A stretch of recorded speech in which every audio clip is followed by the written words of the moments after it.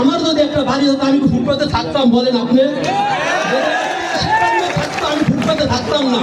আমরা বাড়িওয়ালাদের কষ্ট দিই, কিন্তু প্রত্যেকটা বাড়িওয়ালা যদি তাদের বাসাতে অনেক মানুষ কাজ করে, তারা যদি আমাদের একটু সদৃষ্টি দেয় আমাদের প্রতি, তাহলে আমরাও তাদের, আপনারা যদি একটা শৃঙ্খলাদের আইনা দেন তাহলে আমরাও চলতে পারবো, বাড়িওয়ালারাও চলাচল করতে পারবে। আমরা তো চাইলো ফুটপাতে ব্যবসা করবো। আমি ফুটপাতে ব্যবসা করলে দেওয়া না, আমার ছেলের বিয়ে করতে পারি না, আমার সন্তান বিয়ে দিতে পারি না, কিন্তু চাই না আমরা ফুটপাতে, কিন্তু আমরা করবো কম। আমাদের যদি আর্থিক অবস্থা ভালো থাকতো তাহলে আমরা ফুটপাতে থাকতাম না, আমরা কারো লাইসেন্সটা খাইতাম না, আমরা পুলিশের মাইক খাইতাম না, পুলিশের গাড়ি খাইতাম না। দীর্ঘদিন আমি পুলিশের একবার গাড়ি খাইছি, আমার এই রানের ভিতরে, আমি বয়স্ক মানুষ, সেটা আমার। এখন আমার কথা কোনটা, আমাদের একটা নিয়ম শৃঙ্খলা আইনে আমরা নূতন বোধা যদি আমাদের পুনর্বাসন করবেন তখন দেখা যাবে অনেক প্রতিষ্ঠিত হইতে আমাদের ঋণের বোঝা অনেক ভারী হয়ে যাবে।